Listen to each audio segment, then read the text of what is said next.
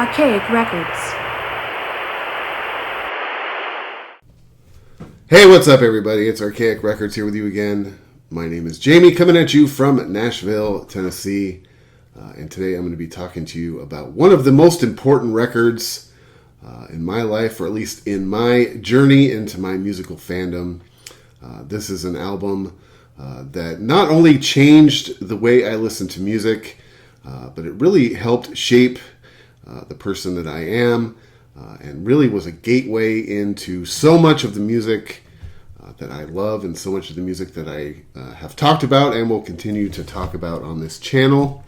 And that is the 1978 debut album by British pop punksters, Generation X.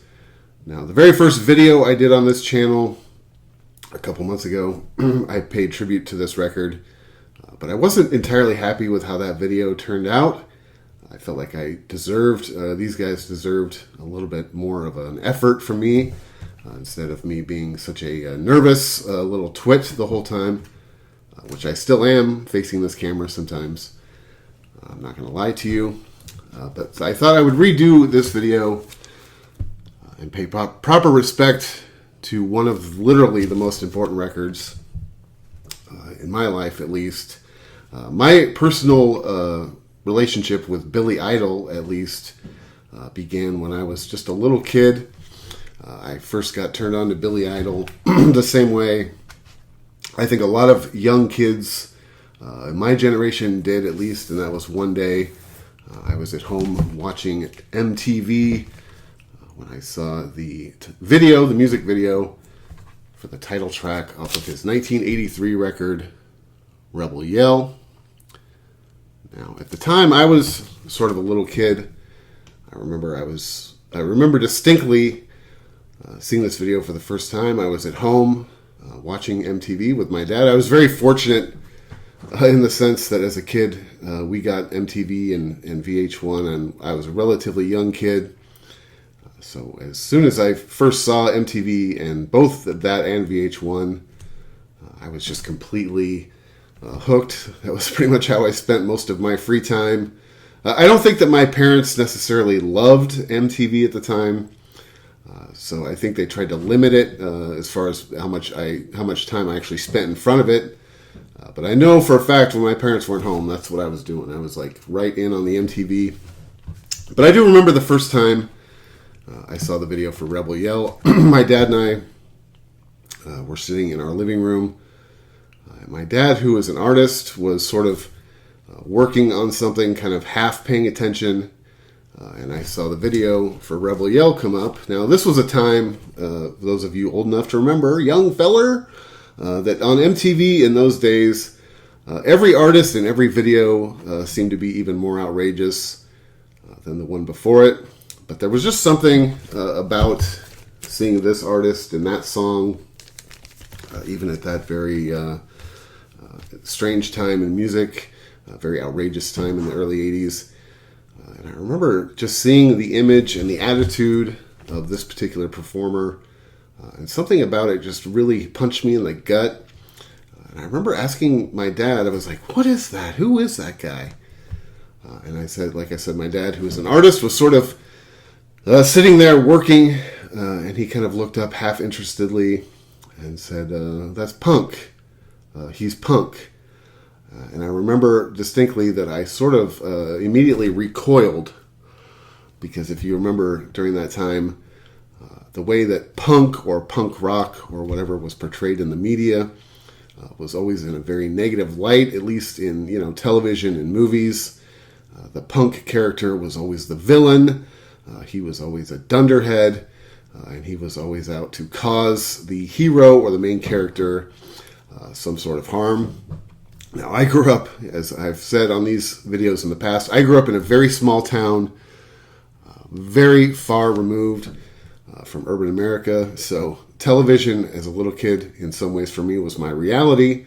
And I remember thinking when my dad mentioned that this thing was punk or punk rock, I remember it actually kind of like scared me a little bit. I was pretty scared of this guy the first time I saw him on MTV.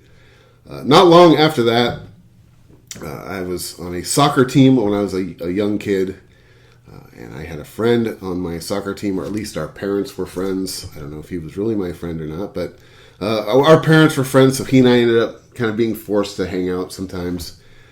And I remember he had an older sister who was probably at the time in middle school or high school.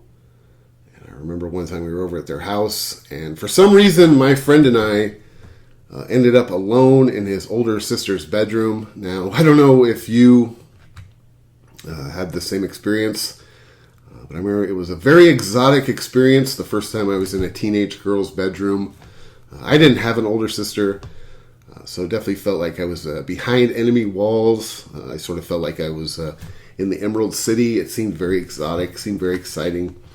But one thing I distinctly remember was that her bedroom was completely and totally wallpapered with posters featuring both Adamant and Billy Idol.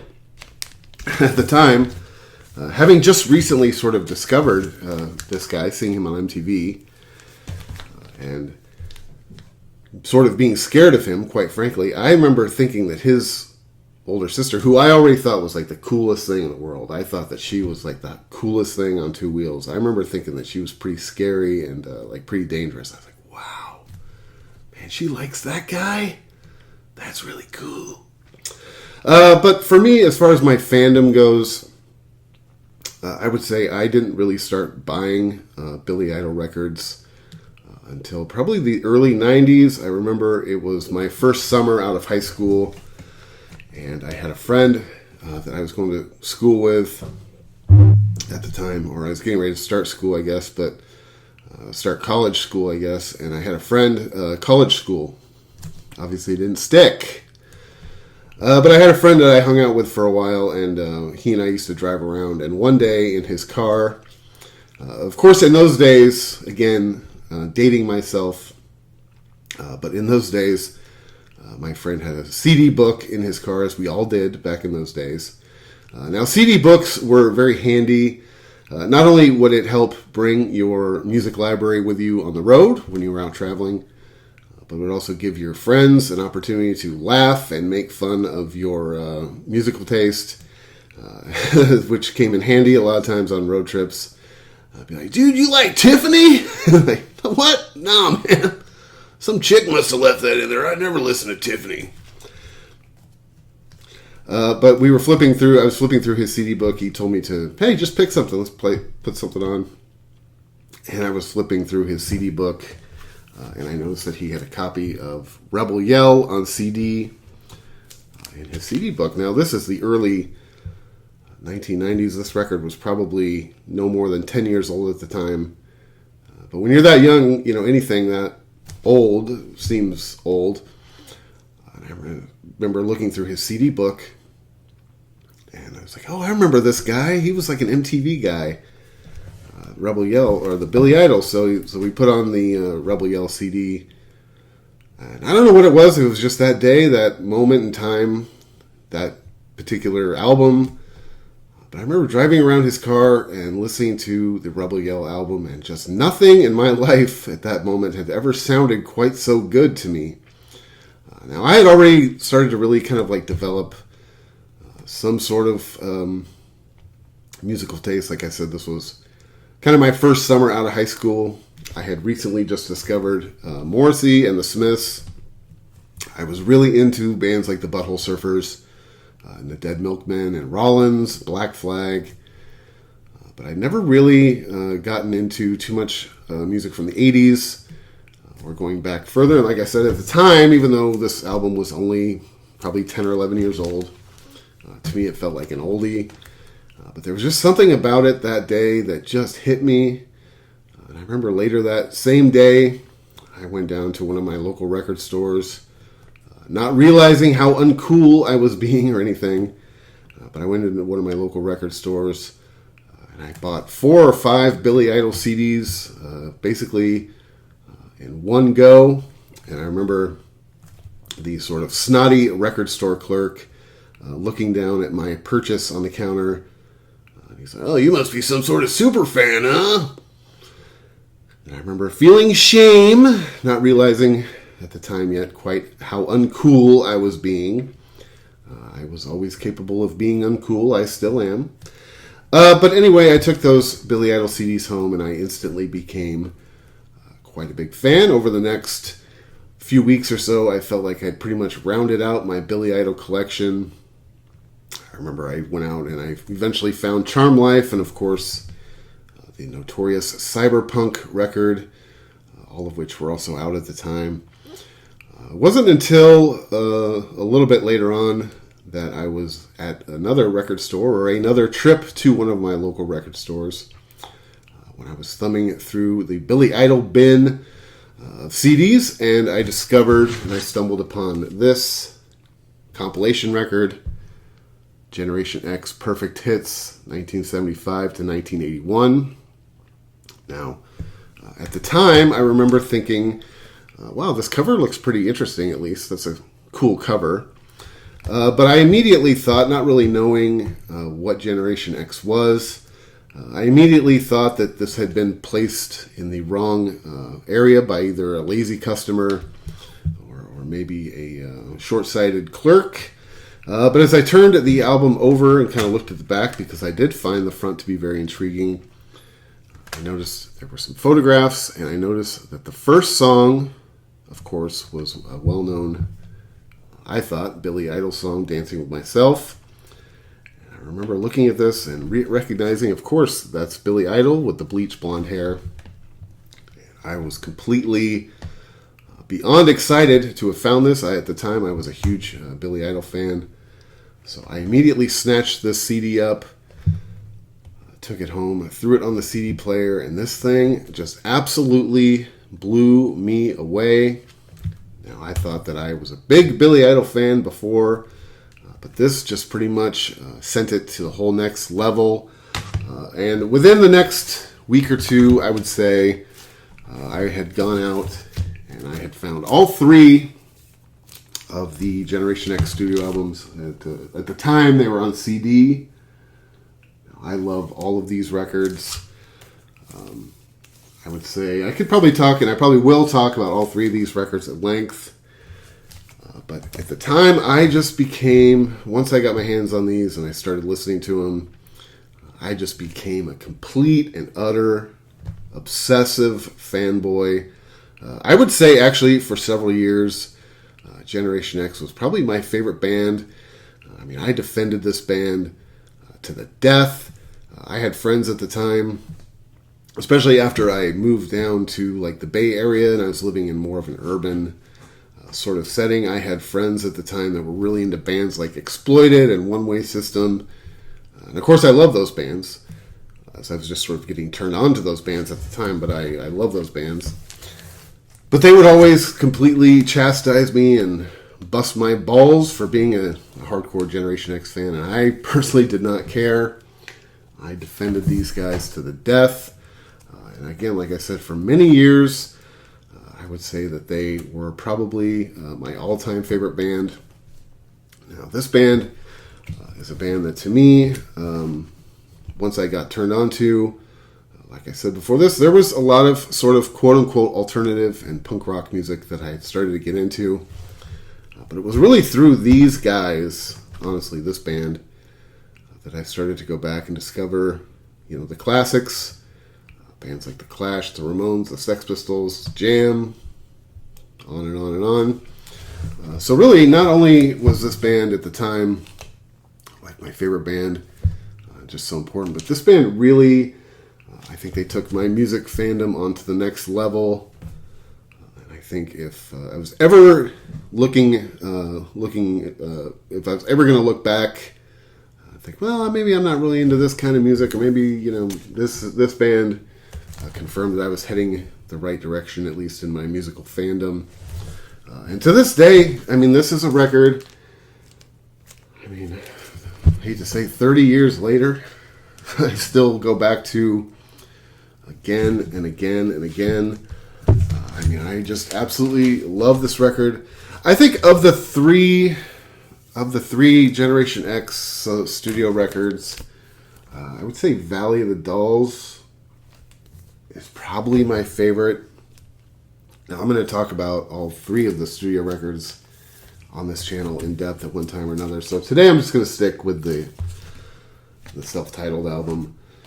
But I think of the three, I'd have to say Valley of Dolls is probably my favorite, man. That is, I mean, they're all the goods, honestly. But I love this record. I love the production on this record. To me, this thing is just power, pop, punk, perfection. This album was released in 1978. It was produced by Martin Rushnet and Phil Wayman. And to me, this album is just sharp, it's clean, it's poppy, it's cocky. If this band lacked any sort of confidence at the time, man, it is completely disguised on this record. I think even at a young age, Billy Idol knew where he was going. He knew who he was. And really, you could either get on board or like get out of his way. I know that's like the ultimate cliche, but it's true. And Billy Idol's performance on this record is pretty much everything that you would learn to expect from him as he grew through the 80s. I mean, his performance is just radiant on this record. It's bratty, it's sexy, it's like vulnerable, it's cocky, it's arrogant. And he's just, even at this time, I would say even at this point in time, at age 23, when this record came out, he was already probably one of the best and most dynamic singers and frontmen in the scene. I just think that this record, again, if you are going to, if you're somebody who is like, hey man, I want to listen to punk rock, I think that this is an excellent Punk Rock 101. I think that this is an incredible introduction to the genre. At least it served that for me. Anyway, side one of this record starts with the song Give Me Some Truth. I absolutely love that song. There's really not much on this record that I don't love. Again, I love the playing. I love Billy Idol's voice on this record. The second song is Wild Youth. That is just an all-time classic anthem. Again, snotty, bratty, arrogant, fist in your face, punk rock. The next song is From the Heart. Again, I just really love that song. The next song is Ready, Steady, Go. Another just classic, bratty, pop punk masterpiece. That's a song, if you've ever seen Billy Idol live, that is a song that he still plays in his live set. Great, just an awesome song. Who doesn't love Ready, Steady, Go? The song Kleenex is next. I love that song also. The next song after that, side one, ends with the song Promises, Promises. A little bit of a slower song. You can really hear Billy Idol actually more singing on this song. I really like that song a lot. But side two starts off basically with four classics in a row. The first song is Day by Day. Holy crap, I love that song. Bratty, snotty. Again, Billy Idol at the age of 23, proving that he already has what it takes basically to become just rock and roll royalty, in my opinion. The next song is 100 Punks.